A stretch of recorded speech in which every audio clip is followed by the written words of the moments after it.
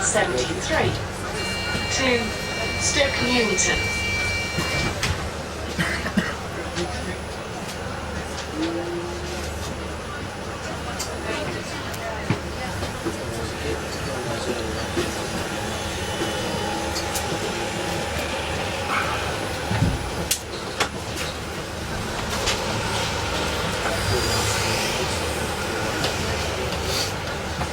We walked along Oxford Street, and for what claims to be Europe's premier shopping street, it wasn't a pleasant experience. Do you think it should be pedestrianised? Yes. Before we get to how, let's have a quick look at its history, and then we'll discuss its present condition, and then what can be done. So, the history. It began as a Roman military road from Essex to Hampshire. Then, after the Norman conquest, it became a route to Tyburn Gallows and got its name because it crossed the River Tyburn. So it was known as Tyburn Road until the 18th century, when it became a residential street, and they probably wanted to forget about the gallows history, and so the name was changed to Oxford Street. And for a time, it was residential.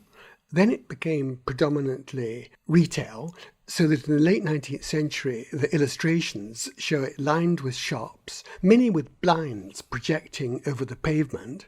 Then it had a period as a sort of typical London high street. And the great change was 1972, when private vehicles were banned, freeing up a lot of road space, which has made it a little bit better for cyclists and a little bit better for cycle rickshaws. How would you describe its present quality? As a Roman road, it was straight. It's now an urban canyon. The shops are several stories high on both sides. Yes, it's a curious mixture of extra busy pavements, bunched buses, swarms of taxis, some intrepid cyclists, and the paving is absolutely terrible, as well as being extremely crowded. About 2/3 of the users of Oxford Street are pedestrians, but they only have 1/3 of the street space.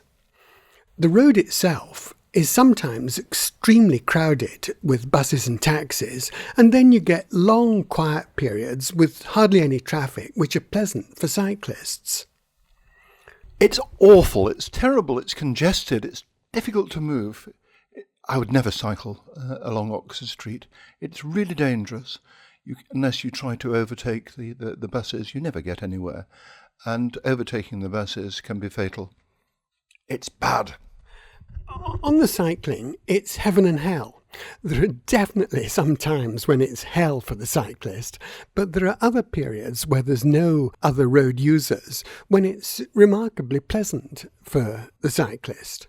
Comparing it from before 1972, I think there's a lot more trees and a few street entertainers and a few street sellers. So there are some pluses, it seems to me, since I first knew it in the early 1960s. My first memories of Oxford Street are from the 60s, when there were more street entertainers. There were card shops occupying the pavement, even though the pavement was narrower. There was a man deploring vitamins. Protein, he thought that Proteins. It encourages lust. Yes. Proteins. It was a more pleasant street to walk along, in my recollection, even though the footpaths were narrower. I've got some statistics.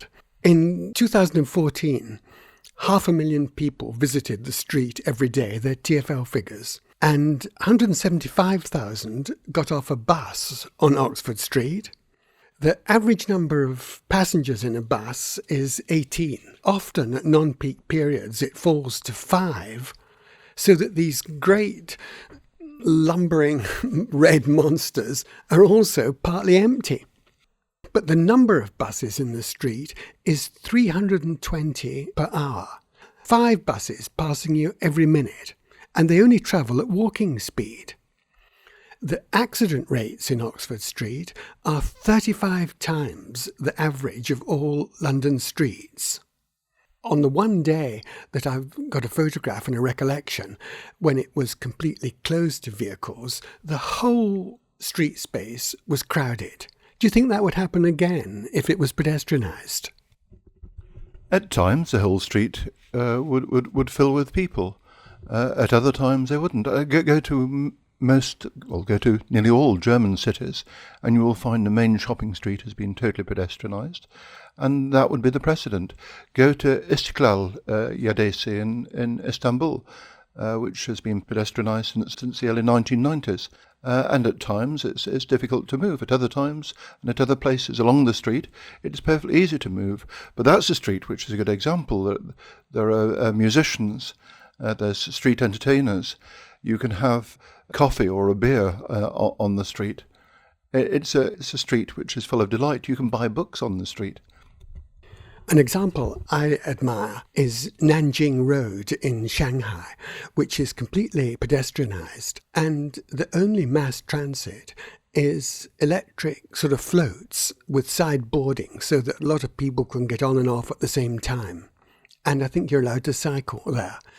Another example, my hometown, Edinburgh, the section by St Giles Cathedral is closed to traffic in the busy part of the day. I think you can drive there before 10 a.m. and in the evenings. But basically, pedestrianisation, it works well. There's a much closer example, which is South Molton Street. Now, in terms of a people mover, the problem with free-moving vehicles is they don't have a predetermined path. That is why a tram is so much better. Go to central Amsterdam, and you can find far narrower streets with tramways running up and down the centre. A modern tramway would be the answer, as proposed by Ken Livingstone, the former mayor, in 2007. And I'm pleased to say there was a London Assembly report in 2010 called Streets Ahead, Relieving Congestion on Oxford Street, which recommended either a shuttle bus or tram, and also recommending that it could become a shared street between Bond Street and Oxford Circus. But my worry about that report is the title, Relieving Congestion. It's insufficiently ambitious. Oxford Street needs to be something much better than that. It could become, obviously, a South Molton Street. It could become a Ramblas, as in Barcelona. It can become a place where you can sit and have a coffee. You can sit in the sun. You can sit in the shade on hot days. You can sit under trees. At the moment, it's only just by Selfridges, really, that there are street trees on both sides. Difficult to sort out. You've got all the services underneath. It's a challenge. It should be a street where you can walk across freely on a level surface, not having to go up and down over curbs, both by foot and indeed in a wheelchair. It should be a street where you can breathe, because we do have big problems with the air pollution in Oxford Street. I'd also like to see some greening in the vegetation sense of the word. I think the south-facing side a little bit too exposed in summer and a little bit too cold in winter. And so I wonder about putting glass canopies just over the sidewalk and probably a shading blind above that can come out when it's needed to give some climate control to the street. And then I'd like to see sustainable green walls at street level. I don't mean using a lot of water and electricity. And, as you say, a lot more trees. Yes, but these are mere details. We have to make it possible to breathe safely. What are the problems? It's in the middle of London, which is a very polluted city generally. It's completely dominated by Transport for London regulated buses and taxis, mainly with diesel engines. And the diesel engines don't work. They're emitting high levels of nitrogen dioxide. And that is all controllable by Transport for London. It's a street canyon. Therefore, what we have to do is take out the buses, take out the taxis, give space for people. Space for market stalls, space for outdoor cafes, space for water features. I'd particularly like to see one where the River Tyburn crosses Oxford Street, somewhat as they've recreated the Tyburn in the basement of Gray's Antiques. And then the paving. It's the most extraordinary ticky-tacky trash at present, and they could have a really first-class job there, which would make a difference. Then, way above street level, I'd like to see a policy for roof gardens on all new buildings on Oxford Street. The fact that this is not the case is nowhere better illustrated than Park House, which looks like an electric toaster and has no vegetation on it and makes no contribution to the streetscape. Yes, but this is also a total London issue. All flat roofs in London should either have solar panels or should have green roofs because of concerns about biodiversity, concerns about oxygen and consumption of carbon, because of concerns about albedo, which should relate to paving, by the way. What we should be doing is substituting whiter, lighter materials for blacktop, and it's a general concern as practiced in Germany since the 1980s or in Switzerland. So my summary of the landscape character, which should be the target, is something of the character of an urban woodland walk with sunny glades, handsome buildings, red trams, and maybe double the visitor numbers to 1 million per day. A place that is easier to be a pedestrian, easier to shop.